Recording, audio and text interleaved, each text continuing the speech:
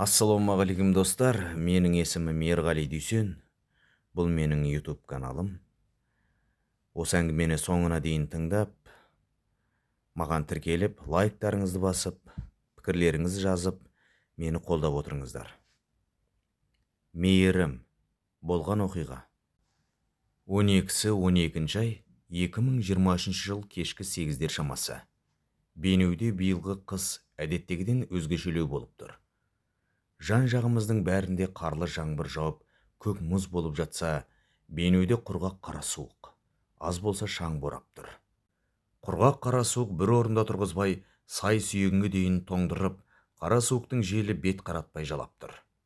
Қанша қалың киінсе де, жаяу адам еріксіз ық іздеуге мәжбүр болады. Бір заправкаға көлікке құятын газ келеді деген сыбыс шыққаннан, тегін нәрсе үлестіріп жатқандай алып ұшып жеттім. Келмеген газдың кезегінде әлден 25-30-дай көлік жиналып тұр екен. Соңғы көліктің кім екенін анықтап алып, мен де тұра қалдым. Көліктен түссең, суықтан жын қағып кете жаздайсың. Шыдай алмай көлікке кіргенше асығасың. Арасы 10-15 минут шамасында менің соңымда да 15-20 көлік тұрды. Кезек деген нәрсе қызық нәрсе.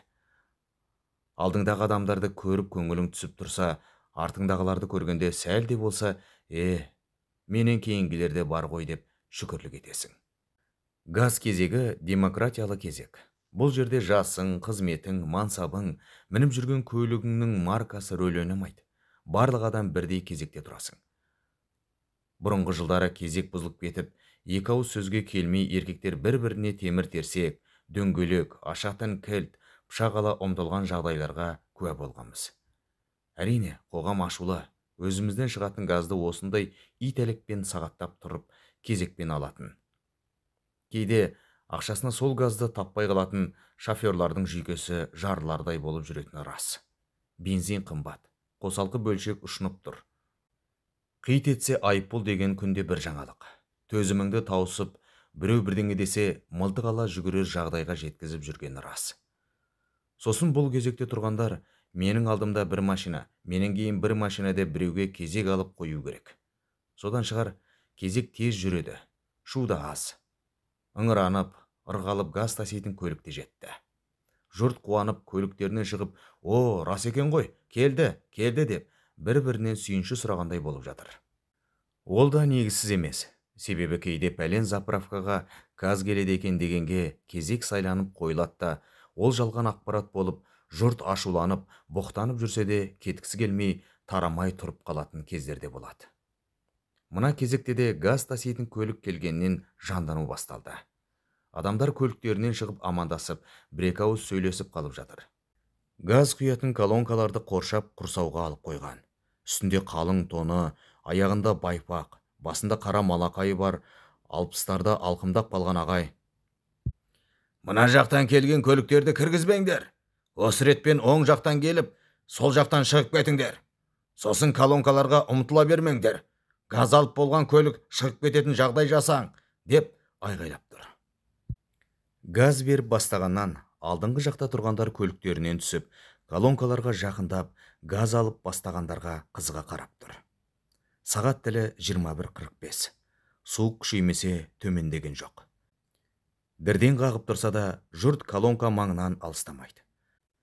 Алдыңғы 8-9 машина алып болған шамада, жаңағы мұртты ағайға жасы 40-тардағы бір жігіт бір нәрселер айтып, қолын кезек жаққа нұсқады.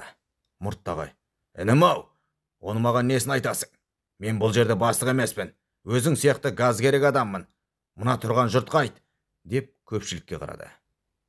Әлгі жігіт ұялса да, суыққа тоңып, жағы жуыспай тұрса да, кім білсін сөйлемей тұр. "Әй, жігіттер! Ана орта тұста ескілеу опелде бір кісі отыр дейді. Көлігі тек газбен жүреді екен. Газы бітуге жақын болғасын, пешін қоспай отыр екен. Ішінде 2 кішкентай бала бар екен. Тоңып отырған сияқты. Үйге апарып келуге кезек өтіп кетеді. Газда шамалап қалған. Не айтасыңдар? Жігіттер, ешкімде мына суықта ерігіп жүрген жоқ. Біреулеріміз түнімен сандалып газ іздеп құйсақ, таңертең 8-де жұмысқа баруымыз керек. Біреулеріміз осы газбен такси болып отбасымызды асырап жүрміз. Ол опелдің иесі ештеңе сұрап отырған жоқ. Өз кезегін күтіп отыр.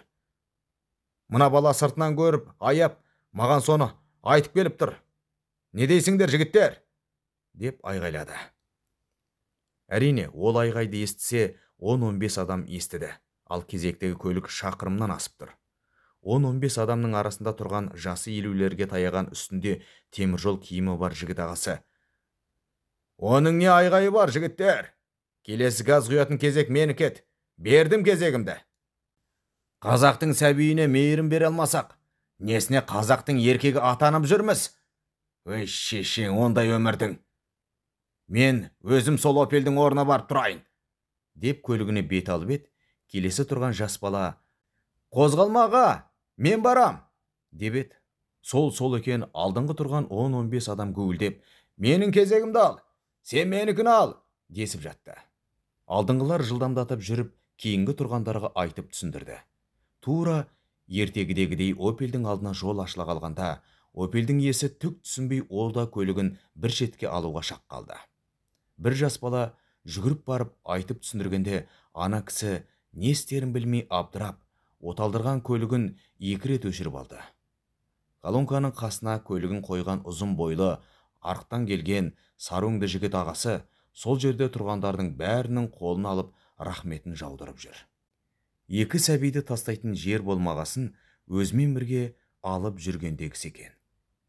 Қырау қатқан көлік ішінен қарап отырған 2 сәбидің қуанышқа толы көздері заправка басына жылу шашып жібергендей болды.